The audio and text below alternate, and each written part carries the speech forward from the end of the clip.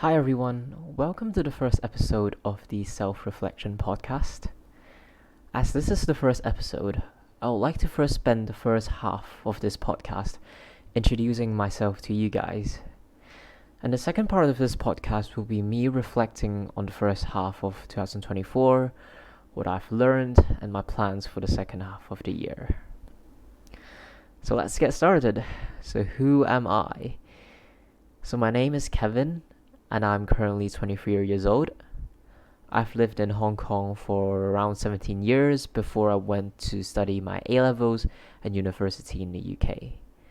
I just came back to Hong Kong in October 2023 to start my first full-time job. I'm a massive sports lover, and tennis and fitness especially plays a key role in my life. I'm very into personal development and self-improvement, but I consider myself a very disciplined person where I love having a routine and I try to do things to improve myself on a daily basis. I would say I'm a lot more mature than people at my age, and it does feel quite lonely at times where I struggle to find people who share similar thoughts as me. But I guess I'm also really fortunate enough to have a very supporting and loving family. I also have a sister that's 3 years older than me.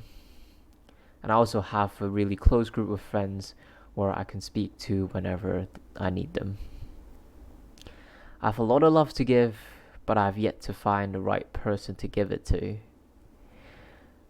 Lastly, I believe that my purpose is to become the best version of myself and to help inspire as many people as possible. And that's why I'm starting this podcast, to hopefully inspire other people to become a better version of themselves by doing some self-reflection. And yeah, that's basically me in a nutshell. So, I would like to spend the second half of this podcast doing a 2024 half-year review. So before 2024 actually started, I actually wrote down how I think 2024 will be, and I would like to read it to you guys. So 2024 will be a year about self-growth and focusing on myself to become a better version of myself than last year. 2024 will be a year where I try to learn more about myself and figure out what career I want to pursue in. 2024 will be a year where I experience new things and get to know what I enjoy doing. 2024 will be a year where I spend a lot of time alone and it will get lonely at times. But the greatest self-growth comes from isolation, so I'm sure it will be worth it. I hope I can be happier, discover my purpose, and fulfill my 2024 wishes. And I think that statement that I wrote to myself has been largely accurate, where I actually experience a lot of new things and I get to know what I enjoy doing, which is tennis. But there is something wrong about that statement, which was, although I was quite lonely at times, I realized that isolation is actually a choice. And being on the self-development journey does not mean that you have to do everything on your own. Having a balance between self-development and having a social life is very important. And you're not alone as you think you are. At the end, I believe we're all social animals, and it is up to you to take the initiative to reach out to friends or families to connect. The second lesson that I've learned, which can be summed up by Alex Hormozy, which is, you don't become confident by shouting affirmations in the mirror, but by having a stack of undeniable proof that you are who you say you are. And I guess I've learned this lesson through my tennis journey.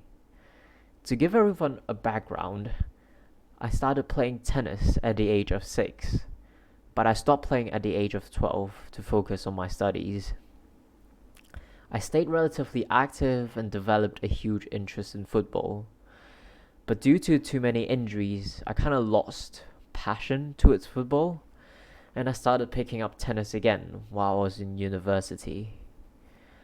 I could play at a pretty good level, my serve was always a weakness, as I never practiced it when I was young. I loved competing, but my level just struggled once I started playing competitively, as my serve is awful and I double faulted a lot. So in 2024, I set myself a goal of developing a consistent second serve. And my biggest struggle was actually the mental side, where I will start double faulting once I double faulted once in the match, and it will get into like a downward spiral. What I've done in the first half of this year is by pushing myself to play as many competitions as possible to gain confidence. And by playing in more competitions, I become more and more confident in my serve, and it has improved significantly since then. In the last 3 months, I've played in around 20 matches, and it has its ups and downs. On one day, my serve will be fine, but on the other day, it might not. But this is the part of the progress of getting better. You improve and suck again, but eventually you learn from your mistakes and improve in the long run. And I guess this applies to everything in life. By doing what you said you're gonna do and doing it as many times as you can, become more confident and improve at that particular thing. And the last lesson I've learned is actually, I guess, about relationships, is that healing from a heartbreak is not linear. It's almost been a year since I broke up with my ex, and this healing journey has been long and painful. One day I'm fine, but whenever I see her on social media, I'll suddenly get very depressed, and I sometimes get a bit of anxiety. Heartbreak is probably the most painful thing I've experienced in my life, but I guess the pain gets better with time.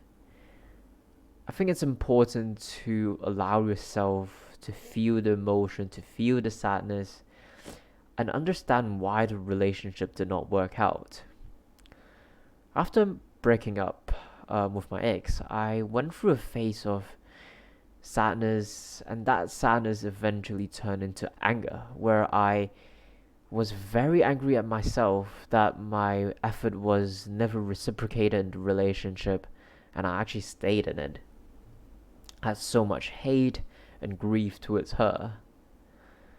And I guess the two biggest thing that has helped me through this relationship is by blocking her on my social media, where I felt I should have done that a lot earlier, as seeing her on social media really triggers me and a lot of memories, and it just makes me really difficult to let go of the relationship. And the second thing is talking to people within your support system.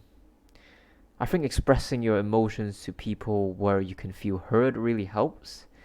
And I guess I'm really fortunate enough to have a few close friends whom I can speak to. So yeah, that's the 3 lessons I've learned so far this year. For the second part of the year, I will keep working on myself, on my goals, on a daily basis, prioritizing what makes me happy, and dedicated myself fully to tennis, and hopefully I could get some good results in the remaining tennis competitions in Hong Kong. So yeah, that's my 2024 half-year review. Thank you for everyone for listening, and encourage everyone to do their self-reflection for the first half of the year as well, and let me know how you get on with it. And I'll speak to you guys in the next episode.